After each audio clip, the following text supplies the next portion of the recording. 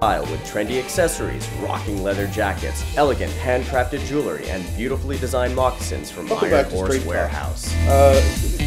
Christmas shopping. You know, I asked before if you were stressed out, but I haven't done a single thing. We always have new products arriving every day. I'm trying to finish up the thing that I'm sending to San Jose for a show that opens on January 15th. So, you know, it's like a simple winner.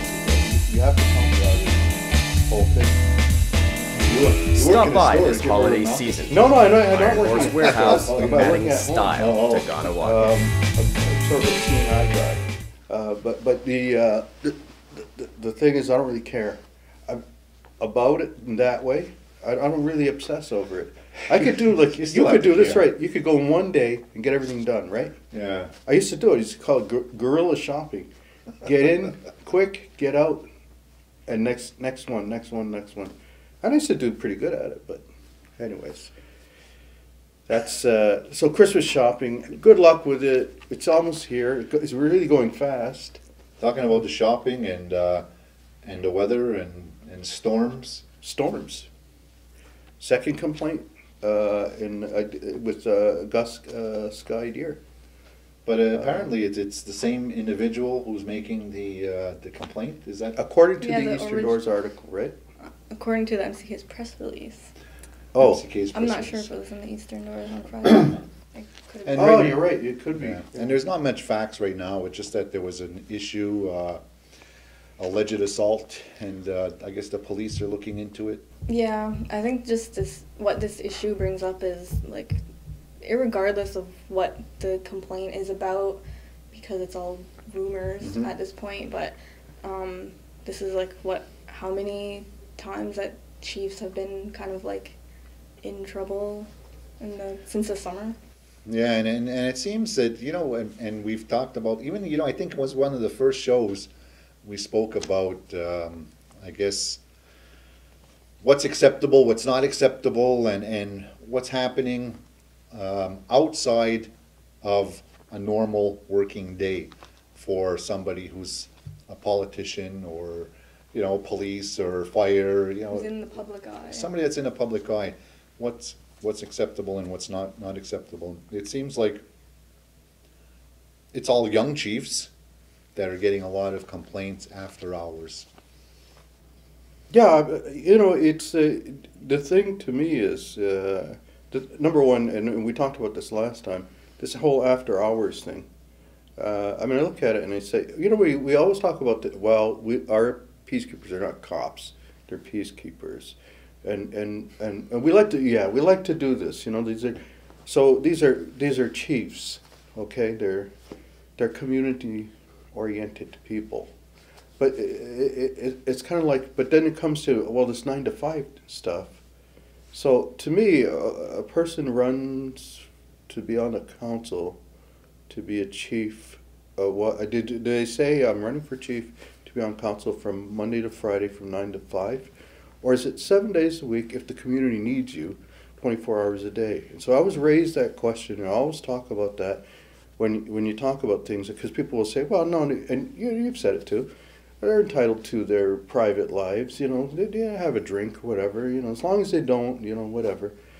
But part of me says, okay, well and good, but can you guarantee what your behavior is going to be? Can you guarantee what's going to happen?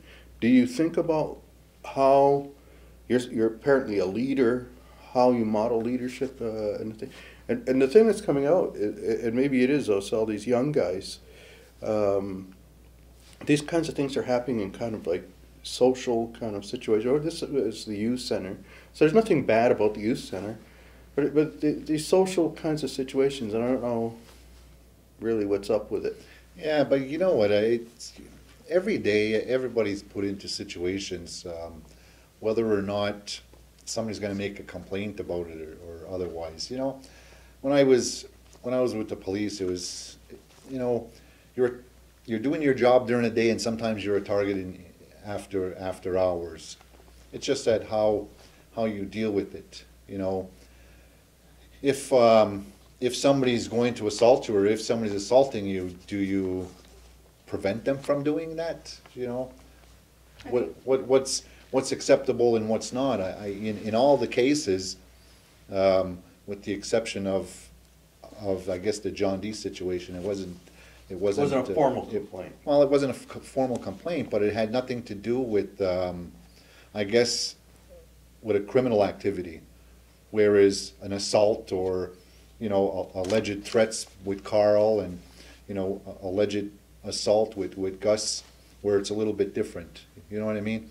It's still a complaint, but it has to do with Did you think one's physical better contacts. than the other? No, I'm not saying Okay. none of them. What I'm saying is that, saying something improper and having somebody complain about that, opposed to being involved in some type of an altercation. And what a point that I'm making is that sometimes you can't walk away from those altercations because of whatever the reason is. I'm not saying it's right or wrong. Maybe you shouldn't have been in that position to begin with, or in that situation. But regardless, you still have to defend yourself in most cases. Yeah. But was that the case at the youth center? I mean, somebody gets a little rougher, and then we don't know, and I don't want to really speculate too much because I don't know the whole thing. I mean, I never seen a complaint. I just hear that there was a complaint, and Here's one thing. Just like I'd say, out of fairness to the issue, is one thing you can say is that there's a complaints procedure. And people can make complaints, and the thing about it is that's a good thing. Is that if something happens, you can there's a formal process you can utilize as a community member, as I guess another person sitting at the council table or whatever. But the other side of that is that potentially you can be targeted with kind of nuisance stuff, Yeah, I mean, you're subject to a lot of that. I mean, with the police. If I don't like you, Mike, Yeah. I can file a complaint against you or whatever. So that's one side. I'm not saying that's what the issue is here at all. But I'm just saying when we talk about it as we are, that's something to keep in mind too. Is say, well. Like the thing that happened with Carl Horn. I don't. None of us really. You had to be there to kind of. And we still don't know what happened. No, it depends on who you talk to, because also a lot of people who were there see it differently. I mean, I talked to one person who was apparently in the building when this happened too, but they saw it one way, and I don't know who saw it differently. And I wasn't there, so So what's going to happen here? And that'll be part of the flaw in the process too, is that somebody will render a decision. People will either be happy with it or unhappy with it, as is, it has happened before. Yeah, you know why? It's just because of the past, I guess, track record Mohawk Council has in regards to dealing with complaints. If you're a chief that everybody likes, then the complaint gets brushed under the table and it stays there. If you're a chief that they don't like you, then they'll get rid of you.